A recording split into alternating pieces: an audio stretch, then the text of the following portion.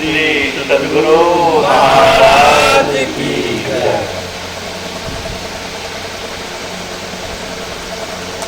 पूज्य गुरुजन सत्संग अनुरागी सज्जन वृंद, पूज्य माताओं बहनों, महाराज ने देखने की कृपा की। सत्संग में आप लोगों को देख कर मुझे बड़ी प्रसन्नता होती है।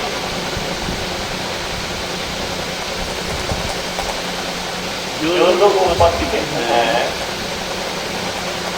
उन पर गुरु महाराज सत्संग होते हैं।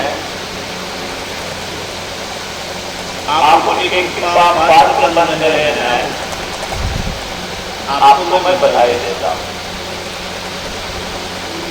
जो समझते हैं यहाँ गुरु महाराज कहाँ है, वो जान रहे हैं। संत अदृश्य रूप में और व्यक्त रूप में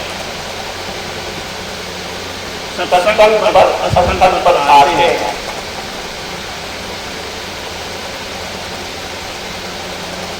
दो मास मिली 77 ईस्वी को अखिल भारतीय महाधिवेशन में दिल्ली में आपने कहने की बात की, जीवन मुक्त लोग सत्संग में आते हैं, चाहे गुप्त या प्रकट होगा। हमको आपको आंख नहीं है कि और प्रकट गुरु में कौन यहाँ है। जिनको आंख थी, आत्मदृष्टि थी, उस आत्मदृष्टि से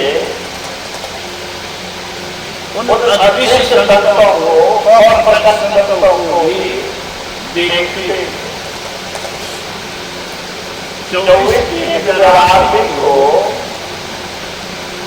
परमाराध्य ने साप्ताहिक सत्संग में रहने की कृपा की। अभी केवल हम लोग ही सत्संग करते हैं ऐसी बात नहीं, परंतु वे भी हैं जो चले गए हैं और हैं।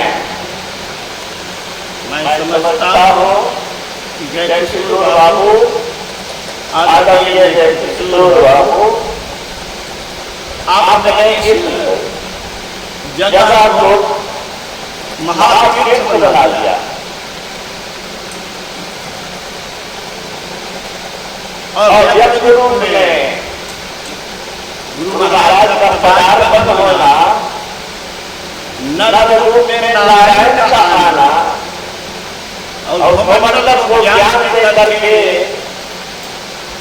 जीवन को हो गए, उनका दरबार मांगा और उनका दरबार भवमंडल मैं समझता हूँ संतों का दरबार, ईश्वर का दरबार, कोई भेद नहीं है। क्यों? संत भगवत अंतर निरंतर नहीं मति विमल आधार तुलसी। गोस्वामी तुलसीदास जी जैसे भगवान राम के अनंत भक्त क्या कहते हैं कि संत और भगवान में कोई अंतर नहीं है। और भगवान राम क्या कहते हैं, सात वर्ष संग मोहि मैं जगत देखा, मोरे अधिक संग कर देखा। मुझसे अधिक संत है, ऐसा क्यों कहिए? इसका जवाब गोस्वामी तुलसीदास जी की पंक्ति में मिलती है। राम सिंधु धन सज्जन धीरा, चंदन तरु हरि संत सबीरा। मोरे मन प्रभु अति विश्वासा, राम से अधिक राम कर राता। समुद्र में बहुत जल है, बम्बई में हमें जाने का मौका मिला समुद्र के किनारे कहीं कुछ नहीं, सिर्फ पानी ही पानी। वैसा दृश्य तो कभी मैंने देखा नहीं था। हम लोग भूगोल में पढ़ते थे कि 2/3 भाग जल है, 1 भाग थल है। समुद्र जो है, जल जो है 3 हिस्सा में 2 हिस्सा जल है, लेकिन उस जल से हम लोगों को कोई लाभ नहीं है। उस जल से प्रत्यक्ष लाभ हम लोगों को नहीं होता। दूसरी बात, समुद्र का जो जल है वह खारा होता है। खारा जब नहीं होता, वही समुद्र का जल जब बादल बनता है और बरसता है तो धरती हरी भरी हो जाती है।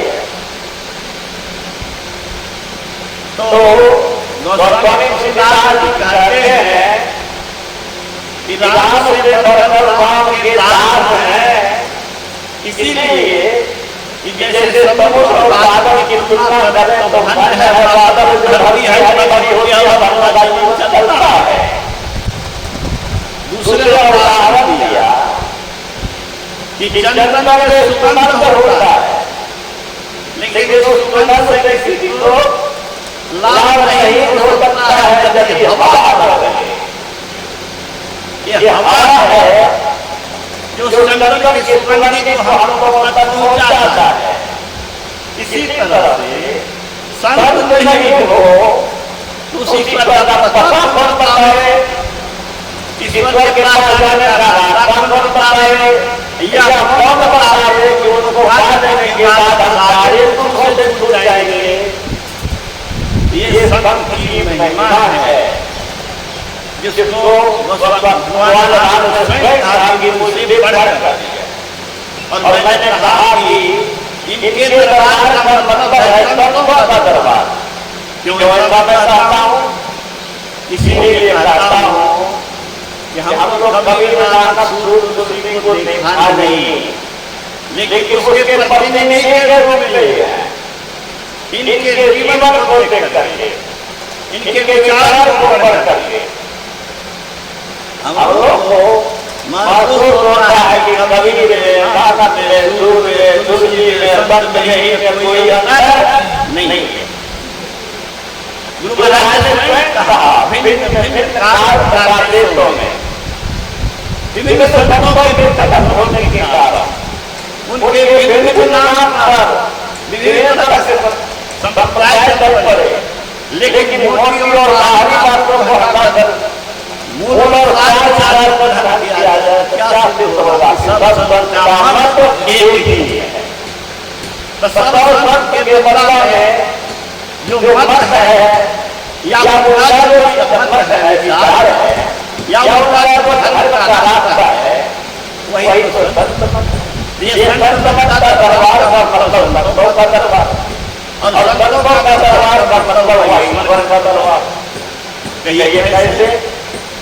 भगवान कृष्ण ने गीता में कहा द्वेषी हितैषी है न कोई, मेरा कोई दोस्त नहीं, मेरा कोई दुश्मन नहीं। विष्णु ने एक सा पर भक्त मुझ में बसता, मैं भक्त के मन में नहीं बसता। भक्त के हृदय में कौन बसते हैं? भगवान बसते हैं। भगवान सृष्टि के अंदर में है, लेकिन विशेष रूप से संत और भगवान के बीच में मध्य रहते हैं।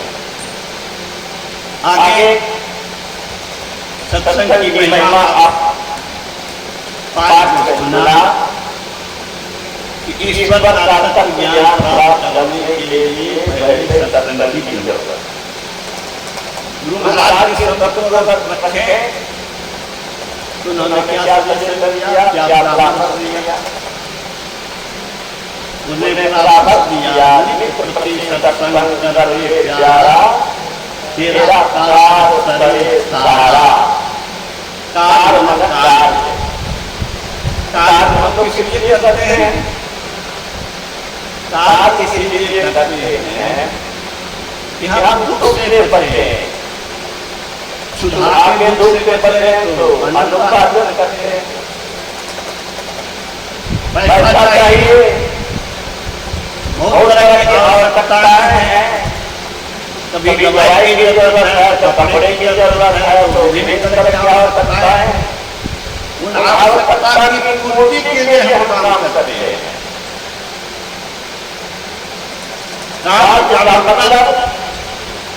आवश्यकता की पूर्ति करके दुखों से बचना। अब इन कार्यों में सबसे बड़ा, सर्वश्रेष्ठ सार क्या है? अभी आपने सुना कि सार और असार का निर्णय होता है सत्संग में। बिनु सत्संग विवेचन होई। सार कार्य क्या है? शरीर में सार क्या है? प्राण है। प्राण का हित करना सार का काम है, और इस आत्मा का कल्याण संसारिक चीजों से बोलो नहीं हो सकती है। बड़े बड़े अरबपति खरबपति को लगते व्याकुल होते छटपटाते दुनिया से विदा होते देखे होंगे, सुने हो। संसारिक कार्य से, भौतिक कार्य से, बाह्य कार्य से, धन उपार्जन से जो कल्याण होगा वो कल्याण पूरा कल्याण नहीं है, और कल्याण और कल्याण में बदल जाएगा। सुख क्या बदल होगा? दुख में बदलेगा। संसार का सुख, शरीर का सुख, एक सुख ऐसा है, ये भ्रामक है। ये कैसे भ्रामक है भाई? ये तो पर लोग लाभ लेते हैं। ऐसे भ्रामक को सदा करते हो तो भ्रामक इसीलिए है कि हमको फंसा के रखना है कि इस संसार के चीजों में तेरा कल्याण होगा, जमा करो सुखी हो जाओगे, जमा करो सुखी हो जाओगे। लेकिन होता नहीं है। तो ब्रह्म किसको कहते हैं? हम लोग भूले चले गए। ये संसार की चीजें, संसार का आकर्षण क्या करता है? ये हम लोगों को ललचाता है, फंसाता है, भटकाता है, भटकाता है, अंतिम में दुर्दशा करके छल्ले हाथ भेज देता है। ठीक है बाबू जी, संसार की चीजें इससे धोखा देने वाली है। तो सार कार्य क्या है? इसको विचारिए। सार कार्य वही है जो सार प्राण है, इस प्राण का कल्याण करेगा। और प्राण का कल्याण हो जाए तो शरीर किसी भी स्थिति में रहे कोई परवाह हो सकती है क्या? हम आत्म स्वरूप में जब स्थित होंगे तो शरीर का कष्ट हमें कुछ नहीं कर सकता है। गुरु गोविंद सिंह के शिष्य थे बंदा बैरागी, हरस्यार ने कहा इस्लाम स्वीकार करो, नहीं तो मेरी दुर्दशा होगी। क्या कहा उसने? बंदा बैरागी ने कहा हरगिज़ नहीं, दहर की अंगार की व्यवस्था की गई। समझिए कितना क्रूर था वो, किस तरह की क्रूरता हमारे पूर्वजों के साथ की गई है। भारत की भूमि पर दहर की अंगार में लोहा का सब्जी डाला गया, तख्त लाल हो गया, और उससे उसके मांस को, शरीर के मांस को नोचा जाता था। और बंदा बैरागी मुस्कुराता था। हरस्यार आश्चर्य में पड़ गया। कहा अरे तुम मुस्कुराते हो? कहा हाँ, मैंने गीता के उपदेश को आत्मसात किया है। गीता का उपदेश है क्या? नैनं छिन्दन्ति, बोलो, सहस्राणि नैनं दहति पावकः न चैनं क्लेदयन्ताको न शोष्यति मारुतः आत्मानं तथा सहस्रे आग से जलता सूर्य आत्मा से संसार की किसी चीज का कोई प्रभाव नहीं है, वही हम और आप हैं। हम रोते इसलिए हैं, हम अभाव इसलिए हैं, हम दुखी इसलिए हैं, अशांत इसलिए हैं, दिन रात बहुत इसलिए कर रहे हैं कि हम आत्मस्वरूप को भूल करके बाहरी पर भरोसा कर रहे हैं। आत्मस्वरूप में कैसे अस्तित्व हो, इसका ज्ञान इस सत्संग में मिलता है। इसीलिए सत्संग में ही सार कार्य का निर्णय होता है। ठीक है, सार कार्य का निर्णय कहाँ होता है? सत्संग में। संसार के सार क्या है? इसी विद्यालय में नहीं पढ़ाया जाता है। ये सत्संग उत्कृष्ट विद्यालय है, सर्वोत्कृष्ट विद्यालय है। संसारिक विद्या हासिल करके आप बोल सकते हैं मैं बराबर करता हूँ। संसार में कुछ भी बन रहा हो, कल्याण नहीं है तो बहुत गुनाह नहीं है। कुछ भी करो फिर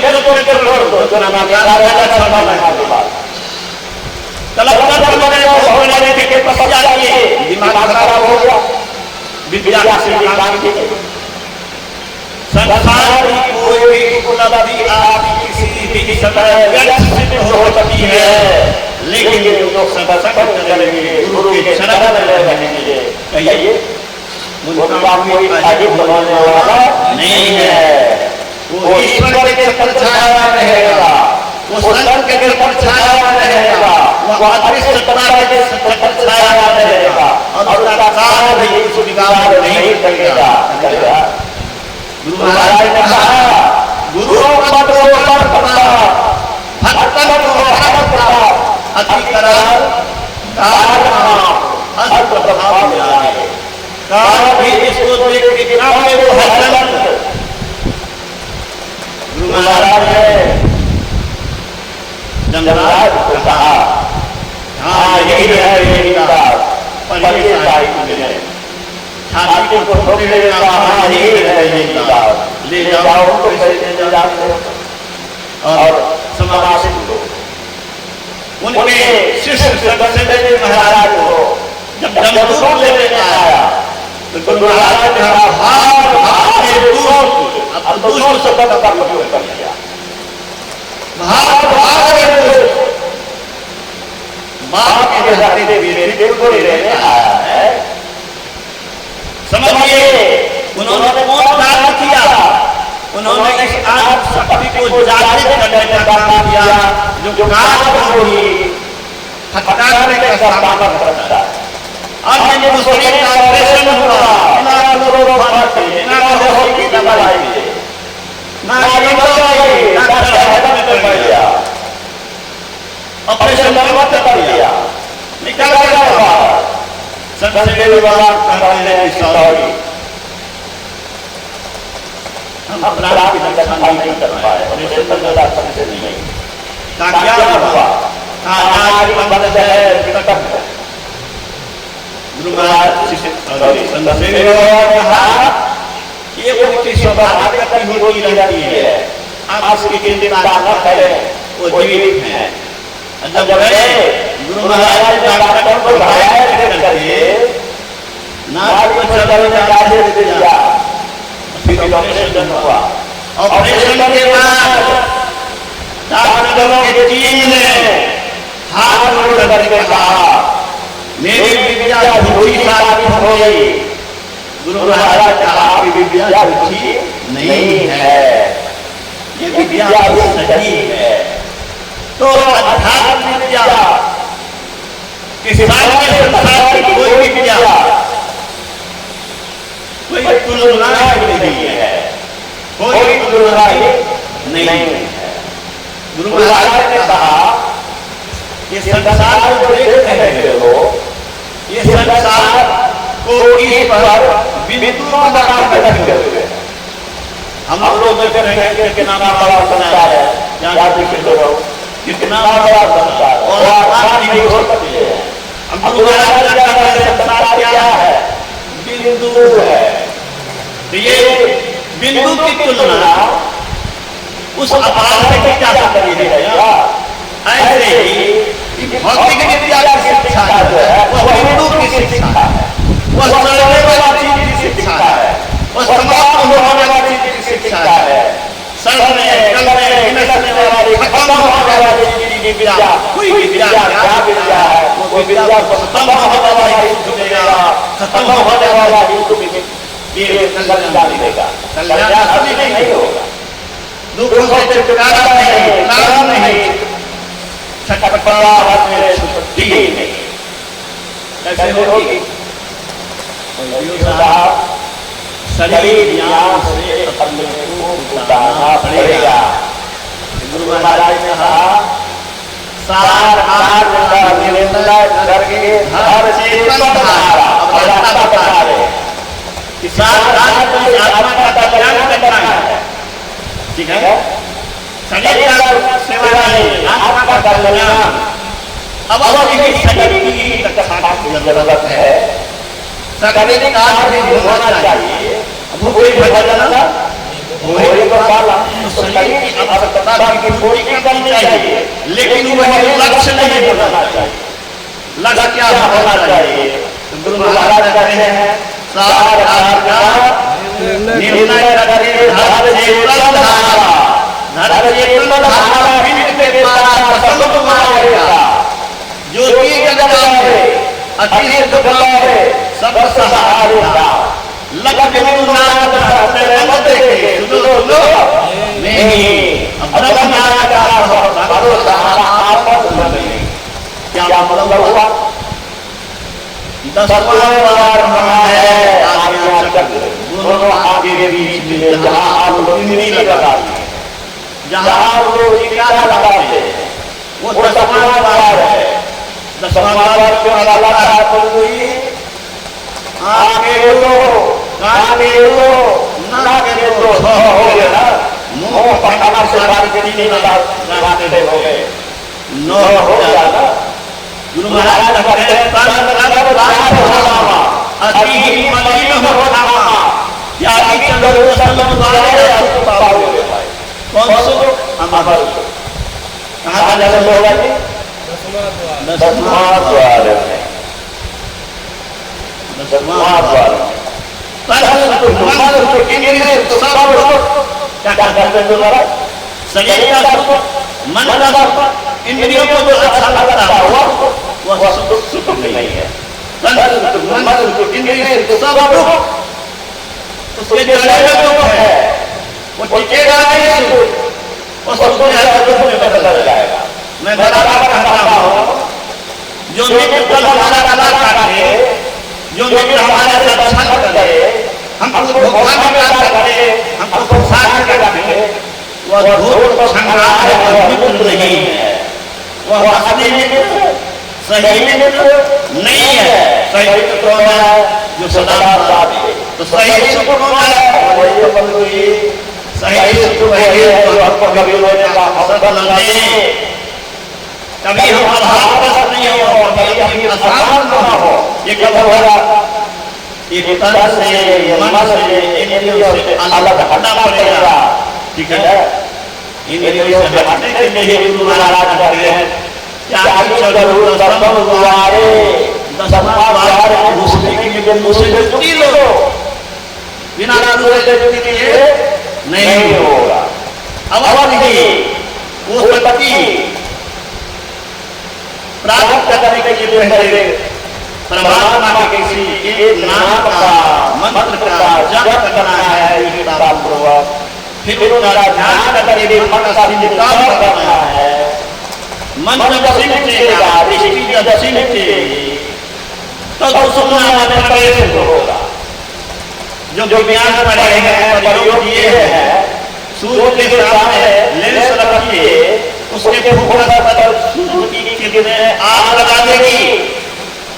सूर्य की किरण कहीं आग लगाती है क्या?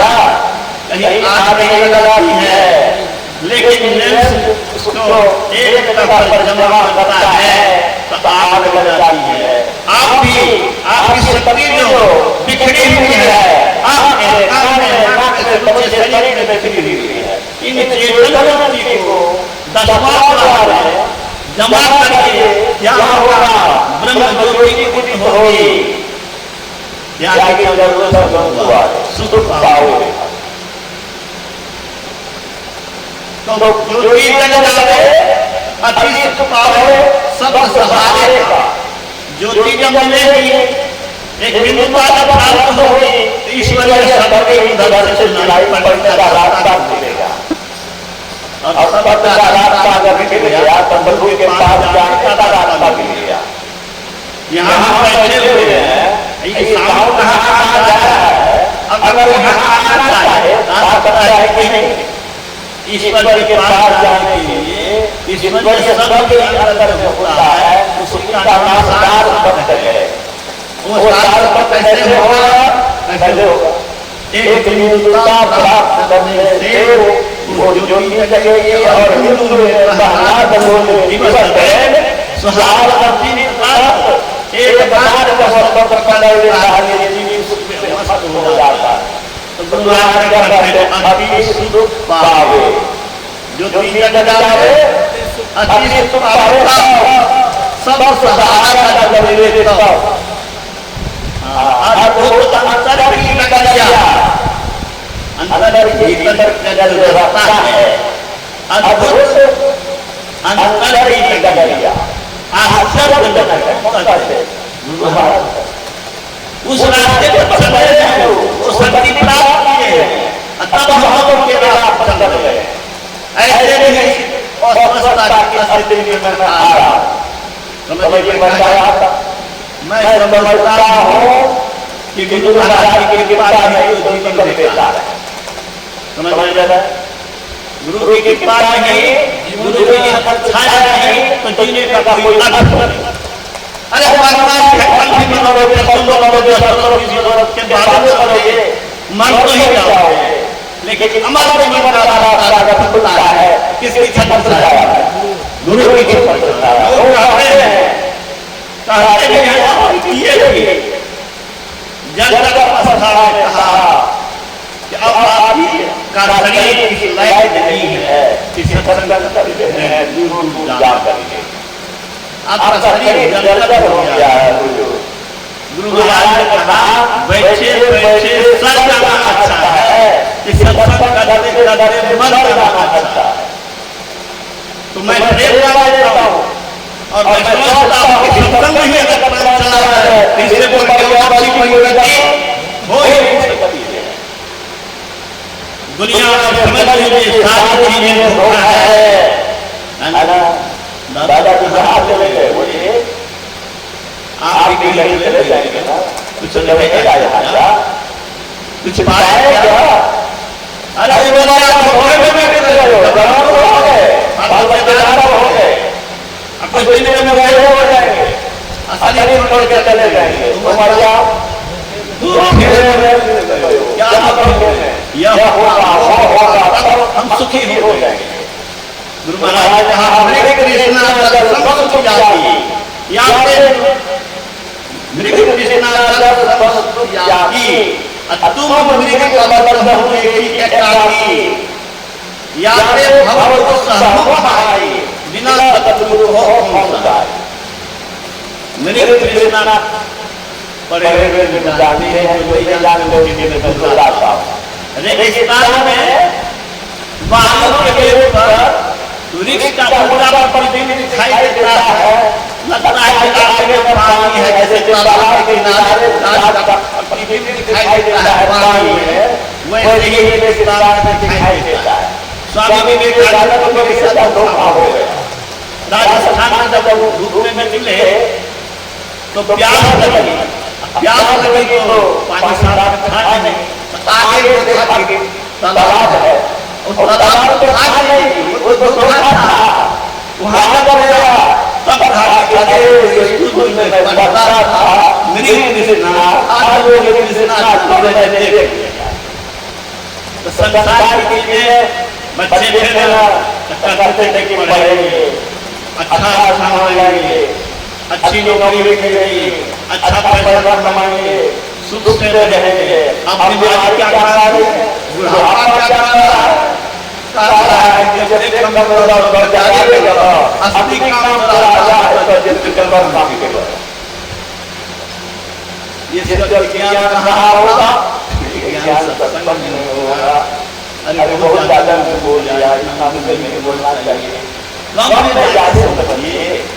वाणी को विराम देता हूँ, लेख से सत्संग शुरू हुआ और मेरे आदत है कि सत्संग सवेरे का समय पर समाप्त होना चाहिए, इसलिए मैं वाणी को विराम देता हूँ। और जहाँ तक मेरी आवाज जा रही है, मैं कहता हूँ सौभाग्य को जो जा रही है सत्संग में भाग भर करके ऐसे महापुरुष क्या मांगा, विषयों में ही मन लगाएंगे, सत्संग से हट भागे, मुंह को करो भागे, सत्संग में लगा। क्या मांगा गुरु महाराज चले जाओगे सत्संग। स्वामी तुलसीदास जी को राम की बात कर दिया, सीधी में बदल दिया, सीधी में लगाने की इशारा कर दिया, आदेश दिया। वो स्वामी तुलसीदास क्या बात है, जे सत्संग में विद्वान से गिरिवर प्रभाव आदर्श दरस तो है। ये सत्संग के लिए जो सारे दुखों को नष्ट करने वाला, कल्याण करने वाला है। सत्संग में गया, सत्संग करते वाले को कुछ नहीं है। महाराज ने कहा क्या कहा, सत्संग से बढ़कर कुछ है कहा नहीं जा सकता।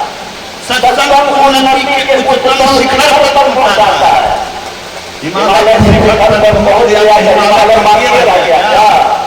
ऐसे ही उन्नति के शिखर पर पहुंचाना क्या है, क्या करोगे आगे संतन से हम पहुंचा है, जान लीजिए आपको भी जाना नहीं, आपको भी नहीं करके इस रास्ते को जान लीजिए। जो इस रास्ते पर चलना काम करेगा उसका पतन नहीं होगा, नीचे की गोद में नहीं जाएगा, पकड़ा नहीं मिलेगा, उसको मनुष्य नहीं मिलेगा। जो विद्यार्थी मन लगा करता है, अच्छा करता है, उसको बहुत आदमी कहता है अरे हम मदद करेंगे, आपको सरकार है क्या होगा। और बाप का क्या कहता है, अरे देखो तो तुमको हम करेंगे। अरे आप भी जब स्वर्ग की तरफ जाने की कोशिश करेंगे, जो ये मन चले बनाए तो हटता है। आप चलेंगे एक कदम परमात्मा की कृपा, दो कदम आगे हो जाएंगे। तो कहने से कारण नहीं है, अभी सत्संग में परिणाम देता हूँ। परमात्मा की पावन जमीन से बड़े महात्मा स्वामी योगा जो बाबा है, मैं उससे आग्रह करता हूँ जब से आप करें श्री गुरु महाराज।